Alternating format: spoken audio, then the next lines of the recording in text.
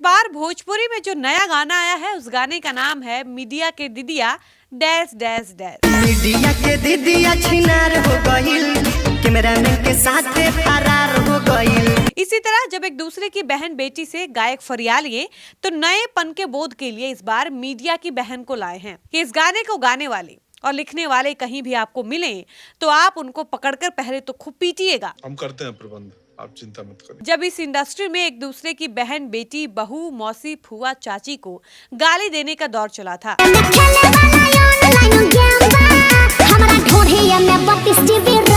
तो महिलाओं के अंग वस्त्र जैसे चोली साया साड़ी लहंगा ब्लाउज को सहारा बनाया गया। तो लहंगा उठा दे रिमोट से। यूं तो भोजपुरी इंडस्ट्री अपने नए नए प्रयोग के लिए जानी जाती है। देश में कोई भी मुद्दा चल रहा हो उस मुद्दे पर सबसे पहले गाना भोजपुरी इंडस्ट्री में ही आता है। इस क्रम में साल खत्म होते होते भोजपुरी इंडस्ट्री में एक और नया गाना आया है जिस गाने का नाम हम आपको बताएंगे तो आप शर्म से डूब मरिएगा। खैर चूंकि हम गाने की बात करने आए हैं तो गाना का नाम तो बताना पड़ेगा। तो आपको बता दें कि इस बार भोजपुरी में जो नया गाना आया है उस गाने का नाम है मीडिया के दीदिया डैश डैश डैश। अब इस लाइन के आगे का जो लाइन है वो बताने में हमको शर्म आ रही है, इसलिए हम गाने का पूरा लाइन नहीं बताएंगे, लेकिन हम आपको बताएंगे कि यादव बाभन भूमिहार ठाकुर चमार कुर्मी दुसाद आदि की बहन बेटियों को केंद्र में रखकर उनके गुप्तांगों को केंद्र में रखकर गाना बनाने के बाद अब भोजपुरी इंडस्ट्री में एक नया प्रयोग किया गया है जो कि बिल्कुल भी नया नहीं है। नया इसलिए भी नहीं है क्योंकि एक समय था जब इस इंडस्ट्री में एक दूसरे की बहन बेटी बहू मौसी फुआ चाची को गाली देने का दौर चला था। परवान चढ़ा तो एक समय के बाद जब उसमें संभावनाएं लगभग खत्म होने लगी तो महिलाओं के अंग वस्त्र जैसे चोली साया साड़ी लहंगा ब्लाउज को सहारा बनाया गया। इसी तरह जब एक दूसरे की बहन बेटी से गायक फरियाद लिए तो नएपन के बोध के लिए इस बार मीडिया की बहन को लाए हैं। यानी भोजपुरी इंडस्ट्री में इस तरीके के नए नए प्रयोग होते रहते हैं, इसलिए हमने कहा कि यह प्रयोग बिल्कुल भी नया नहीं है। खैर इस गाने को किसने लिखा किसने गाया इस गाने पर कितना व्यूज है हम इसकी बात नहीं करेंगे, लेकिन हम ये जरूर कहेंगे कि इस गाने को गाने वाले और लिखने वाले कहीं भी आपको मिले तो आप उनको पकड़कर पहले तो खूब पीटिएगा। उसके बाद उनसे ये सवाल करिएगा कि किसी की बहन बेटी के ऊपर इतना भद्दा इतना अश्लील गाना गाने का अधिकार उनको किसने दिया। आप पूछिएगा कि अगर यही गाना कोई आपकी बहन बेटी माँ के लिए गाएगा तो आपको कैसा लगेगा। क्या वो अपनी दीदिया के लिए ऐसे गाने बर्दाश्त कर पाएंगे। लेखक से पूछिएगा कि वो अपने घर की महिलाओं के लिए ऐसे गंदे गाने लिखेंगे कभी। देखिए भोजपुरी कलाकारों से जब अश्लीलता से जुड़े सवाल पूछेंगे तो उनको मिर्ची लग जाती है। अपनी इंडस्ट्री को जस्टिफाई करते हुए वो लोग कहने लगते हैं कि अश्लीलता सिर्फ हमारे इंडस्ट्री में ही नहीं है अन्य इंडस्ट्रीज में भी है, आप बॉलीवुड की बात क्यों नहीं करते। भोजपुरी इंडस्ट्री के जुबली स्टार कहे जाने वाले दिनेश लाल यादव उर्फ निरहुआ ने कई बार अपने इंटरव्यू में कहा है कि बॉलीवुड के लोगों ने भोजपुरी इंडस्ट्री को बदनाम किया है, जबकि उनकी फिल्मों और गानों में कूट कूट कर अश्लीलता भरी हुई है। यानी भोजपुरी के बड़े बड़े कलाकार यह मानने को तैयार ही नहीं होते कि उनकी इंडस्ट्री में गंदे गंदे गाने बनाए जाते हैं।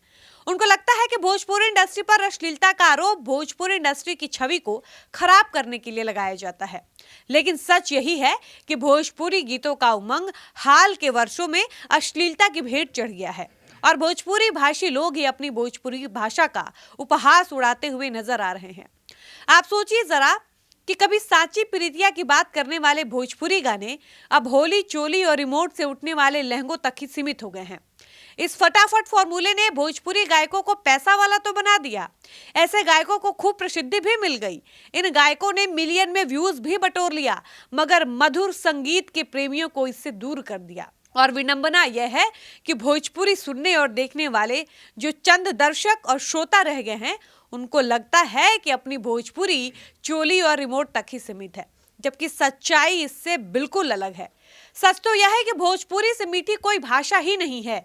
सच तो यह है कि भोजपुरी भाषा का अपना एक अलग समृद्ध इतिहास रहा है। भोजपुरी का अपना इतिहास और साहित्य रहा है। खैर, ये बहुत शर्म की बात है और सोचने वाली बात है कि जब भोजपुरी इंडस्ट्री का इतिहास लिखा जाएगा तो क्या लिखा जाएगा। ये लिखा जाएगा कि लोकतंत्र का चौथा स्तंभ कहा जाने वाला मीडिया को किस तरीके से भोजपुरी इंडस्ट्री में तार तार किया गया था, या ये लिखा जाएगा कि भाभी का ढोंडी चाट चाट कर किस प्रकार से सामाजिक रिश्ते को बदनाम किया गया था, या ये लिखा जाएगा कि समियाना के चोप को ढोरी में घोपने का कला सिर्फ भोजपुरी कलाकारों के पास ही था। देखिए, ऐसा नहीं है कि भोजपुरी भाषा खराब है। सच यह है कि भोजपुरी गानों का हर कोई दीवाना है। यूपी, बिहार और पूर्वांचल में कोई भी शादी पार्टी बिना भोजपुरी गानों के पूरा नहीं होता। यहाँ तक कि बॉलीवुड सेलिब्रिटियों की पार्टी में भी भोजपुरी गानों पर ठुमका लगाया जाता है।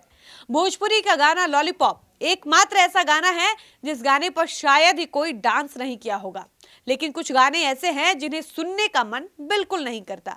इन गानों में अश्लीलता भर भर कर परोसी गई है। इन्हीं गानों की वजह से भोजपुरी सिनेमा इंडस्ट्री पर अश्लीलता का काला धब्बा लगा है और भोजपुरी का नाम आते ही लोग अश्लील समझने लगते हैं। भोजपुरी के एक सुप्रसिद्ध गायक हैं भरत शर्मा व्यास। उन्होंने अश्लीलता पर कई बार कहा है कि हमने भी भोजपुरी गाना गाया है, लेकिन अब तक हमने संस्कृति की रक्षा करते हुए भोजपुरी गाने गाए हैं। हमने भी द्विअर्थी गाने गाए हैं, लेकिन उन गानों में बिल्कुल भी अश्लीलता नहीं थी। माँ, बहन और बेटी सभी बैठकर एक साथ देख सकते थे। हमने ऐसे गाने गाए हैं। लेकिन वर्तमान समय के भोजपुरी गानों को आप अकेले में भी सुनकर शर्मा जाएंगे, वह इस हद तक अश्लील होते हैं। भरत शर्मा ने कहा कि आज के गायक भोजपुरी सभ्यता और संस्कृति को भूल गए हैं। इसे नजरअंदाज कर गानों के नाम पर सिर्फ और सिर्फ अश्लीलता परोस रहे हैं। और इसी क्रम में एक नया गाना आया है जिसका जिक्र हमने वीडियो के शुरुआत में ही किया है। बाकी आप ऐसे गीत लिखने वाले, ऐसे गीत गाने वालों के लिए क्या कुछ कहिएगा, और ऐसे गानों के पीछे पैसा लगाने वालों के लिए क्या कुछ कहिएगा, अपनी राय जरूर बताइएगा। फिलहाल इस वीडियो को यहीं पर समाप्त करते हैं। मिलते हैं नए वीडियो में। आप देख रहे थे सच टॉक्स। मैं थी आपके साथ डॉली पांडे। धन्यवाद।